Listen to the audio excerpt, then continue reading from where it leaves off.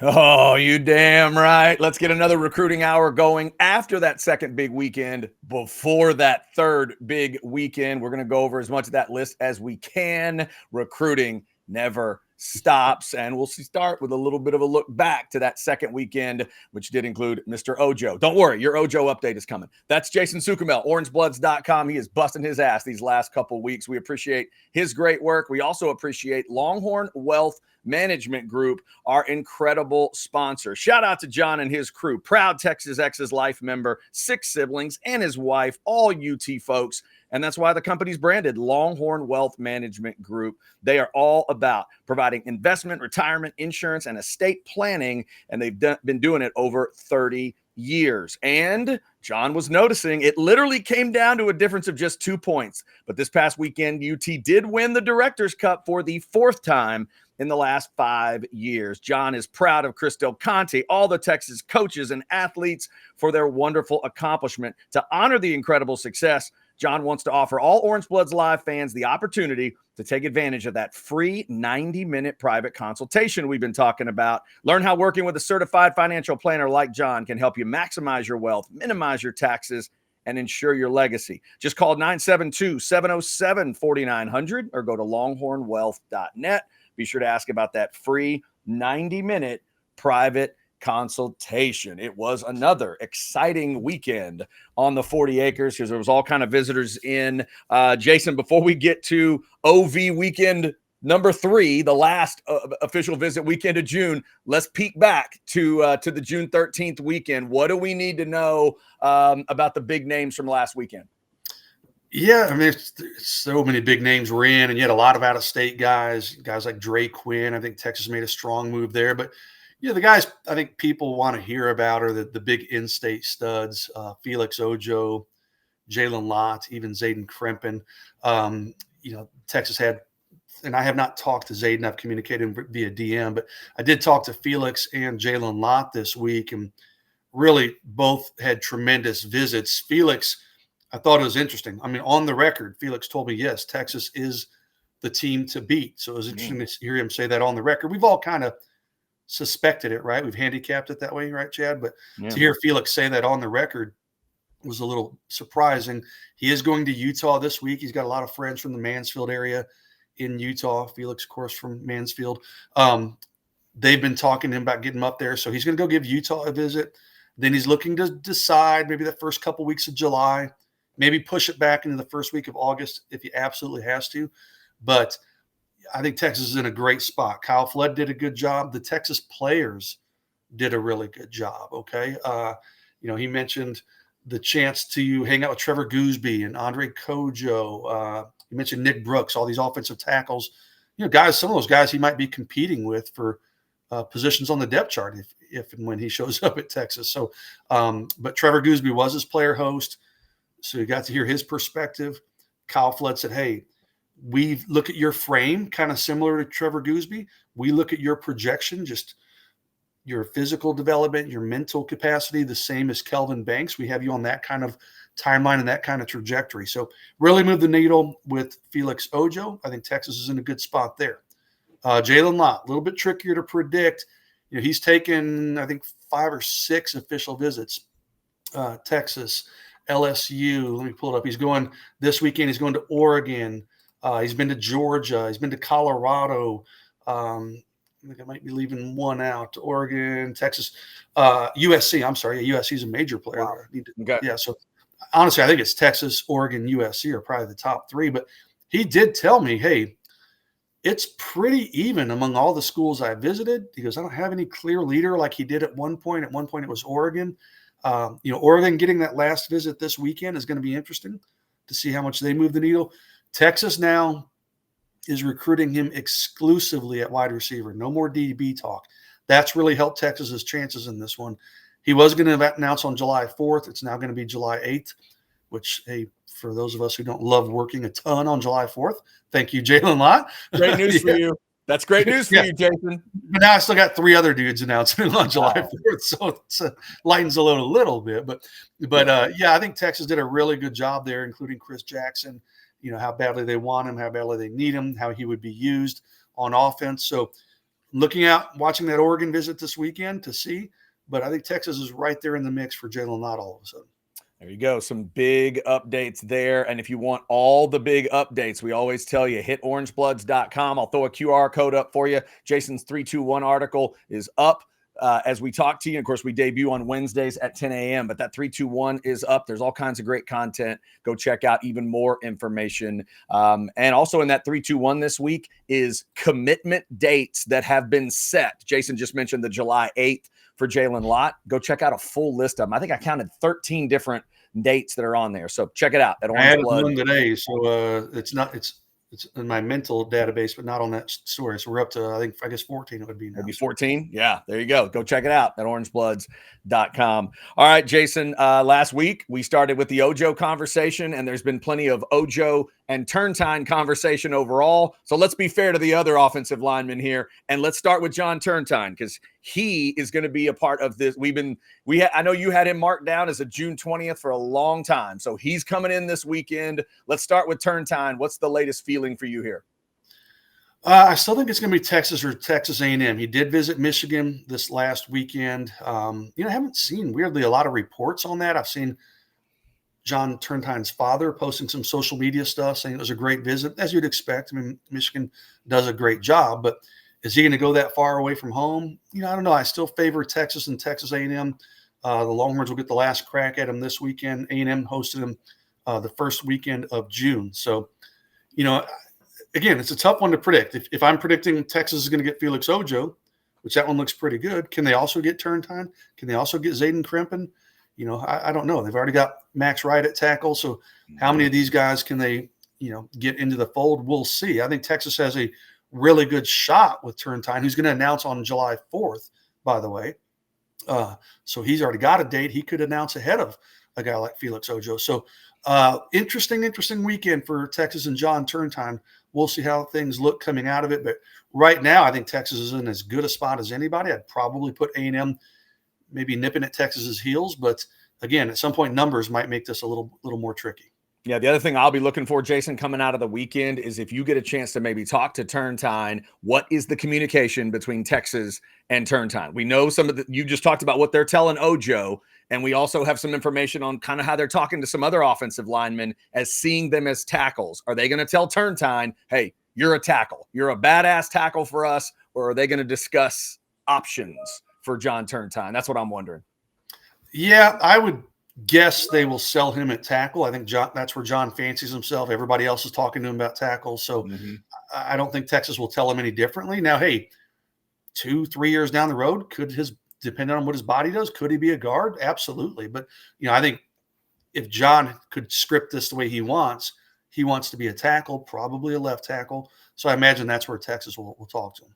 Yeah. As of this show going out, I'm seeing Turntine as the number 7 offensive tackle is rated by Rivals. So John Turntine definitely heading up this group that's coming in for the weekend, but there are some other massive names. All right, Jason, let's get another big name out there because in terms of this rating, I'm seeing Richard Wesley as the number 1 Rivals D end in the rankings right now out of California. I think we've talked about him on the recruiting hour before. This is the official visit weekend. What do you think Texas's chances are here? Yeah, we've talked about he likes to go by Richie Wesley a few times for a few different reasons. He did visit Texas back in the spring. That was a great visit.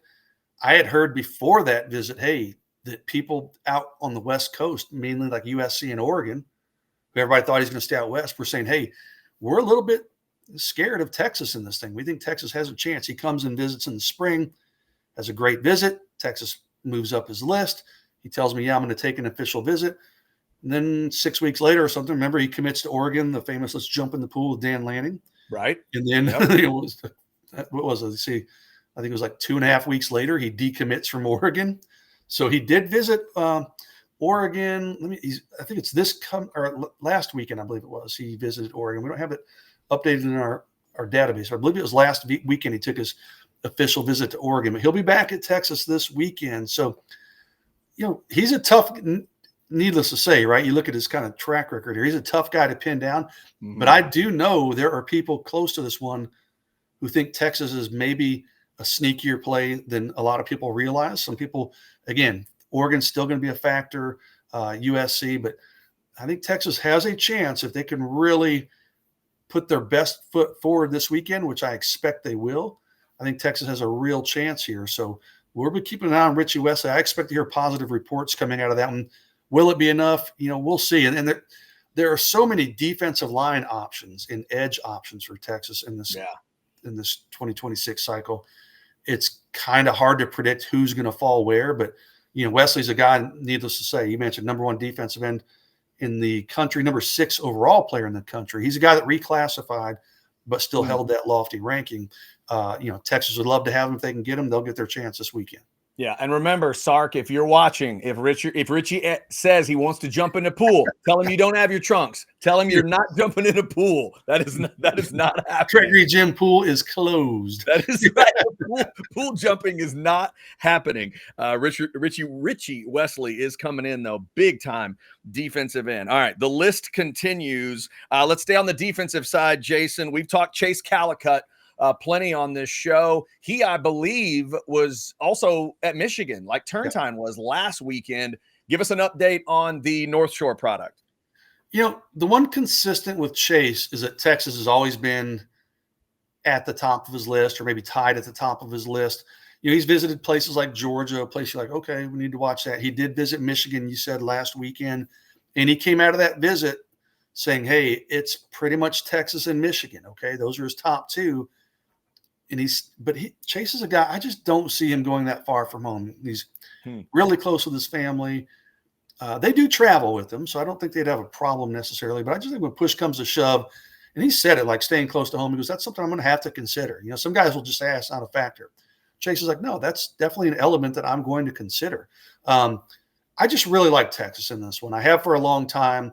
Yes, Michigan made a strong impression, just like they did with Turntine. You'd expect it with, you'd expect nothing else. They're going to recruit really well. They're going to make a strong impression on official visits. I still think Texas looks really good for Chase Calakup. He's got that North Shore connection with Coach Orfe at Texas.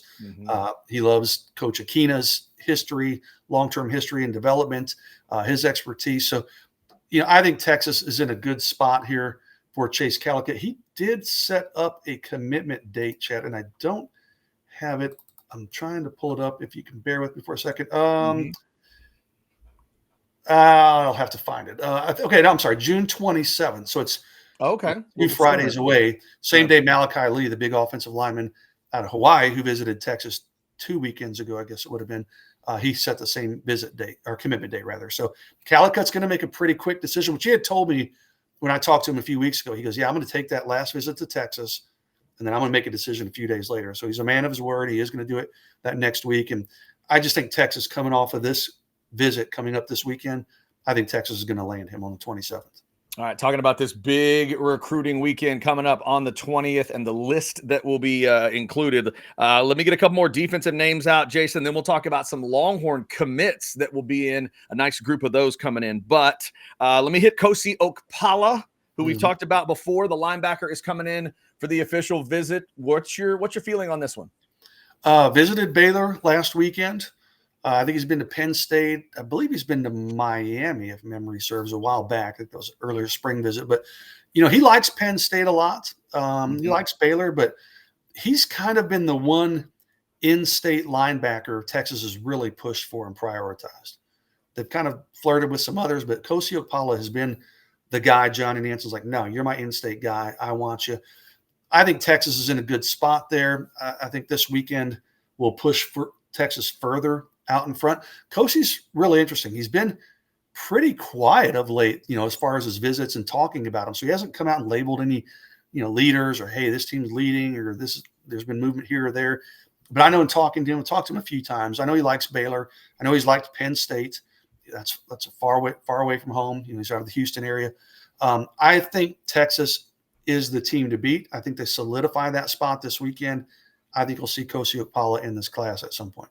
Interesting. All right. Let's grab another defensive guy, and then we'll talk about those commits. Trenton Henderson, the big edge out of Florida, I believe, is coming in for an official as well. What do we need to know there? Yeah, he took an unofficial visit last week, midweek. He just showed up. Okay. Yeah. kind of caught everybody by surprise. He's posted stuff on Instagram like, oh, okay, Trenton Henderson's in Austin. He then cancels his USC visit, schedules his Texas visit. So, that's a pretty big development. Texas getting him on campus for the last official visit. There's a lot of Florida buzz with Trenton Henderson. He's out of Pensacola. He's a guy that stays pretty quiet. I'm looking, he's visited Auburn, Florida. He's been to LSU. He's been to Michigan, up now Texas, of course. So he's got some pretty heavy hitters there, but Texas is creating some buzz in this one late. Now, Florida, I think Texas is going to have to overcome Florida, but he obviously liked what he saw on that unofficial visit enough to turn around and set up a return visit for a little more than a week later. So, I'm not going to predict Texas in this one just yet, but he's a guy the staff really, really likes. They've really made a push for of late, like Alan Clark, the name we keep talking about. So, I think Texas has a really good shot, but we'll have a better feel of that one coming out of the visit. Coming in, I would still maybe favor Florida just a tad, Chad, but I think after he spends 48 hours in Austin on an official visit, I think that could change. I think Texas could come out of this weekend as the team to beat, but we'll have to wait till Sunday to kind of get a clearer picture on that one. Yeah, these big-time defensive linemen just keep mentioning Alan Clark, don't they? We've talked about that for a while now. Yeah. All right, I count 5 Texas commits, current commits in the 26 class that are going to be a part of this last big official visit weekend. We'll tell you who they are after you hear a little bit from Specs. Kick off summer with Specs Made in America sale. We've got star-spangled savings on all your American-made favorites. All month long at Specs. Cheers to savings. All right, Jason, nobody can Pied Piper like a quarterback. Dia Bell is part of the group. I got Dia Bell. I see Jermaine Bishop, Chris Stewart, Nick Robertson, and Max Wright as the Texas current commits that will be in this weekend. Let me ask it this way. Is there any shakiness for you when I say any of those names, or do you think these are just 5 guys that'll show up, enjoy their time, and they'll show up solid and they'll leave solid? Well, Chris Stewart did visit Tennessee last week, so you got to watch him a little bit, okay? His brother just committed to Utah this week. I don't think Utah's in play there very much for Chris. They have offered, but he's taking a visit to Texas this weekend. His official visit stuff is done unless he takes some in the fall. I haven't. It's funny. I called Chris this week. He didn't answer. He texted me back. He said, "Hey, I'm out. Can I hit you back?" But we haven't connected. We're just kind of playing phone tag. So I don't think there's a lot to worry about there for Texas. But anytime a guy takes another official visit, right, you got to keep an eye on that. So I think Texas will hold on to Chris Stewart the way things are standing right now. But I do want to talk to Chris this week, try to have an update in the war room on Thursday night. So keep an eye on Orange Bloods for that. Dia Bell, pretty well locked in. I tell you, Dia's a well-traveled dude, man. He's been up in Dallas a couple times. I've seen him up there for 7-on-7. He's out in California for Elite 11 this week. He then will come back. He'll take his Texas official visit. And then on Monday, he flies up to Indianapolis, where I'll meet him and others up there for the Rivals 5-star. So it's going to be a busy week for Dia Bell, who, I love it, though. Clearly, Dia's not afraid of competition. He's not afraid to go out there and, put it out there for people to see him work. So Dia will be there. Jermaine Bishop, you've still got other schools recruiting Jermaine, not too worried there. Nick Robertson, Max Wright, those dudes are locked in. Nothing to worry about with either one of those offensive linemen. I think Max Wright's about as solid of a commitment as you'll find in this class for Texas. So, 5 guys on that commitment list will be in town this weekend.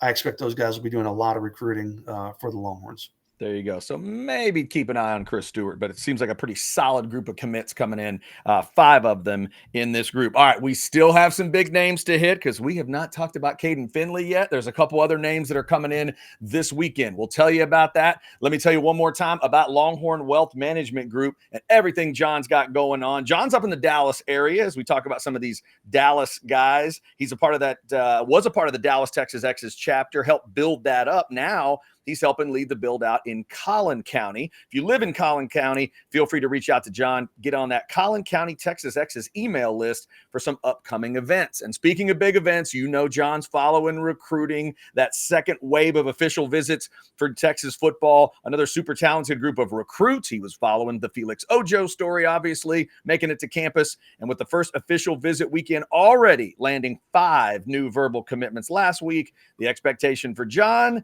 it's more big commitments to continue rolling in over the next few weeks as those official visits continue. John wants to make his own commitment, see what he did there, by helping all Orange Bloods Live fans achieve that financial dream by offering you the free 90-minute private consultation. Learn how working with a certified financial planner like John can help you build and manage your own financial future. Discover how you can maximize your wealth, minimize your taxes, and ensure your legacy. Be sure to ask about it when you call 972-707-4900 or go to longhornwealth.net. Shout out to Longhorn Wealth Management Group and their sponsorship of the show. All right, Jason, let's get to we towards the top of the show, we talked about Jalen Lott. There's a legacy, ingredient there, and there's certainly one with Kaden Finley. Jermichael Finley is his dad. That makes us both old, but we'll move on to the kid. Let's talk about Kaden Finley coming in for the official visit. What's your feeling on him?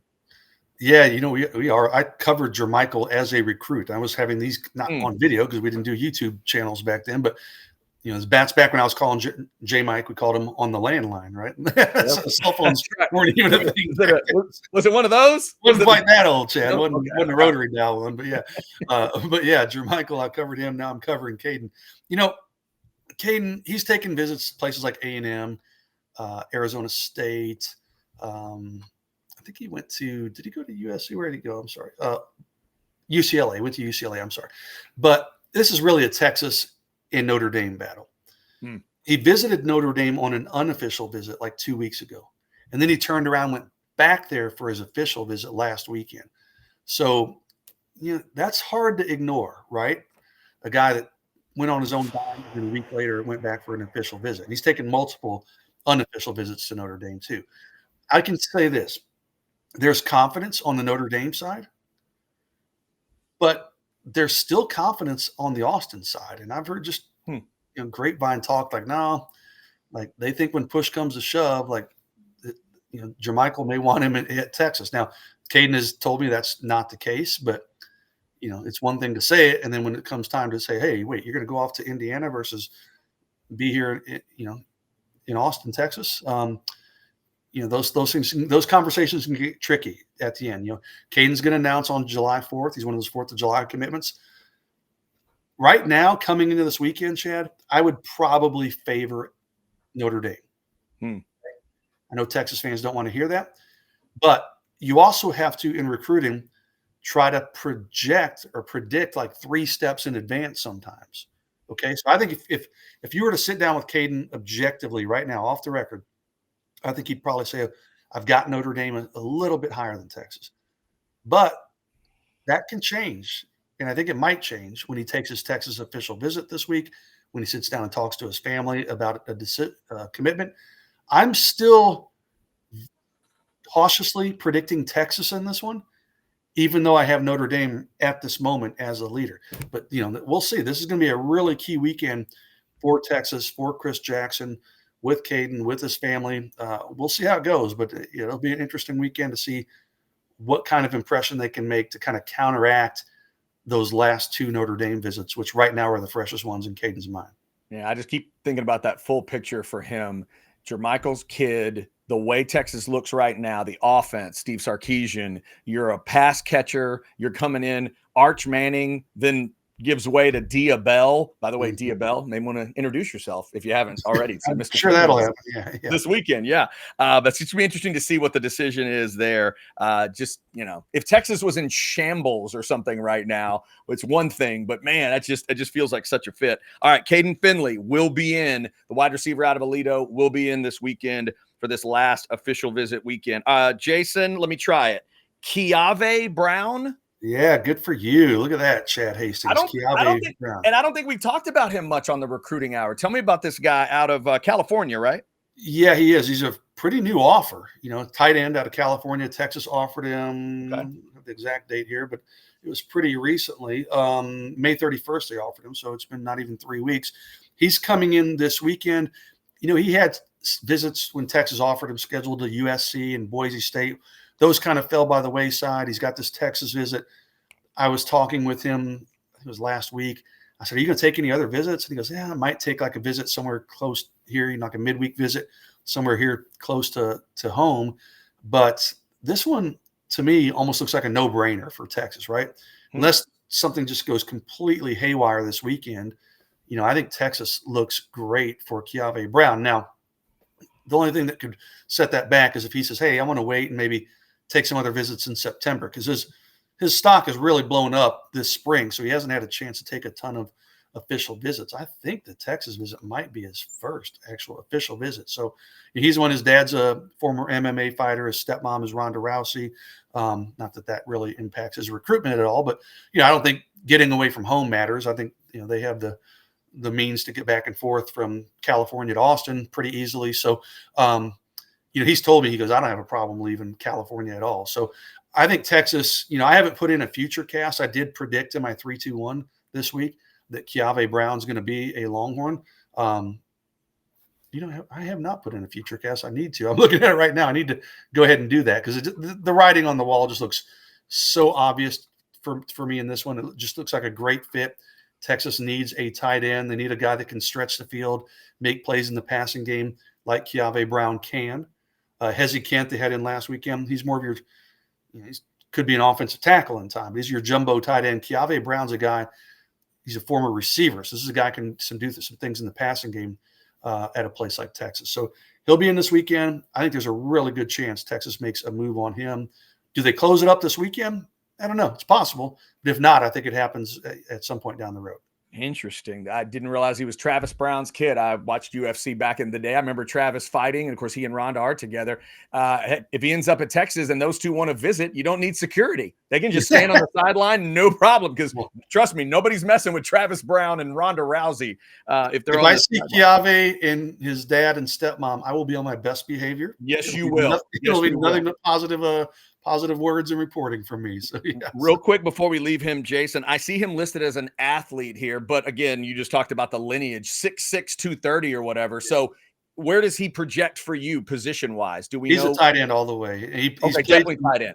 Yeah, he's played defensive line last year. They kind of threw him over there because they needed him. He's a pretty good defensive end prospect too, by the way, but he is 100% a tight end. And what I like about Kave, and his stock's kind of blowing up. He's now a Rivals 250 guy.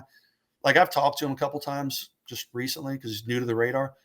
He's got that lineage of his dad, and obviously his stepmom's a global celebrity. He's super grounded, man, like just very respectful, polite, and like none of this has gone to his head. So it's kind of refreshing to see a kid with his kind of resources, if you will, be so grounded. So really fun kid to talk to. I think Texas fans will like him if he winds up in Austin. All right, Jason, I had a couple more defensive names written down. Calvin Thomas, a linebacker, I believe, coming in, and Luke Waffle, number 6 D end in the country, according to Rivals, out of New Jersey. Anything we need to know about those two guys? Yeah, Calvin, he's from Cypress Ranch, so he's an in-state guy. He's visited SMU. He's visited, I think he was at Nebraska last weekend, North Carolina. He's been at Michigan. He plays things really close to the vest. He just doesn't tip his hand much at all. But I know he's visited Texas multiple times. He likes Texas a lot. They're the one big in-state school. He is kind of a guy that can be a traditional linebacker or an edge guy. He can do a little bit of both. I think Texas has a great shot there. But again, he's a tough kid to read. He doesn't say a whole lot. Luke Waffle. I need to clarify that. He's kind of been a guy that people thought might stay in the Big Ten region. He's out of New Jersey, so Penn State, Ohio State's made a strong move there. But he does like Texas. Now, can they make enough of a move to kind of surge to the top there? It might be tough, Chad, but we'll see. They get their chance this weekend. They're within striking distance. Can they close that gap all the way? We'll see after. We'll have a better read on that on Sunday. All right, we've hit a lot of big names. Anything else, Jason? Are we ready to close up? Man, I think we've covered just about all the visitors for this weekend. We'll have more coverage from last weekend on Orange Bloods this week. Obviously, we'll have coverage from the coming weekend on Orange Bloods. We'll have the Rivals 5-stars. It's going to be a crazy couple of weeks. So We're hitting a dead period on Sunday night, but that doesn't mean recruiting ends. Things will still be pretty crazy. So. Yeah, but you wouldn't know it. Check out orangebloods.com. And again, this show debuts every Wednesday at 10 a.m. So next week for the recruiting hour, a review of what happens on this last big weekend. As Jason said, we go into the dead period. Thank you guys for checking it out. We appreciate you. Check out all the great content at Orange Bloods Live. Shout out again to Longhorn Wealth Management Group for being our sponsor. Until next week on the recruiting hour, I'm Chad and he's Jason, and this is Orange Bloods Live. See ya.